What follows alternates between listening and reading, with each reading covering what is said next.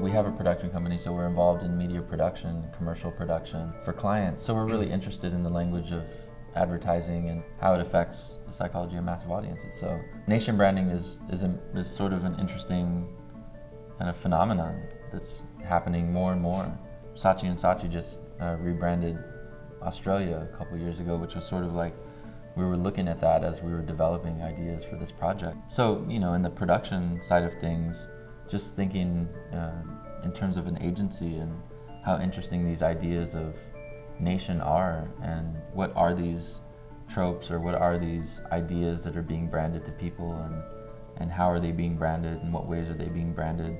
Are they commercials? Are they propaganda? There's also, of course, the juxtaposition of communism as ideology, communist propaganda, and advertising as perhaps a contemporary mode of propaganda that we are almost inured to. You know, we don't even notice that there is such going on in our lives, telling us what we think, what we do, and how to do it. There's a 5-channel piece that has a lot of the documentation of the actual brainstorming sessions. They had a hard time defining communism. Communism is a socio-political movement that aims for a classless and stateless society structured upon common ownership of the means of production. So they ended up looking at, you know, different definitions, and of course every country has its own sort of context and way of defining that word. It's very complex. Let's stay very pure. So they sort of went to this ideological Wikipedia definition of the socialist, like very ideal version of communism. Communism becomes very simplified. But in its process of simplification, you also have ideals which are very much in experience today, very much upheld today in situations which we would not call communist. So it's almost as if some of these ideals have pervaded even our existing notions of what community or civilization or, you know, modern life is. And that's quite interesting. So I think June and her interest in our work was that we were trying to challenge these notions of nationalism, nationhood, and geography. Yeah, geography. So it was a global advertising campaign that was speaking to everybody. So in a sense, everybody can get their own interpretation of what that we is, who that we is. Is it me? Is it you? Is it them? Is it us? Is it, you know, there's all these kind of questions that come up.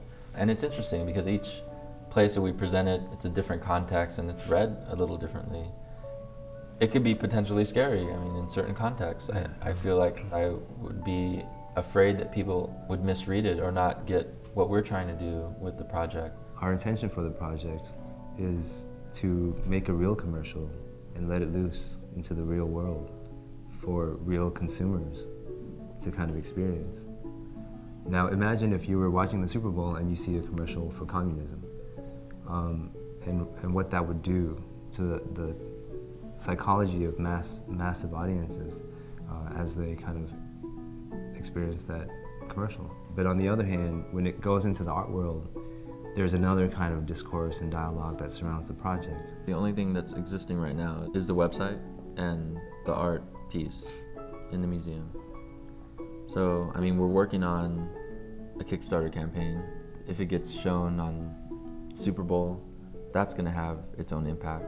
What we're interested in too, like this idea of the viral video and the impact that it has in different places, on different people. And when your mom starts emulating a popular dance or whatever, it's just like, what the hell is happening in the world today? Craziness.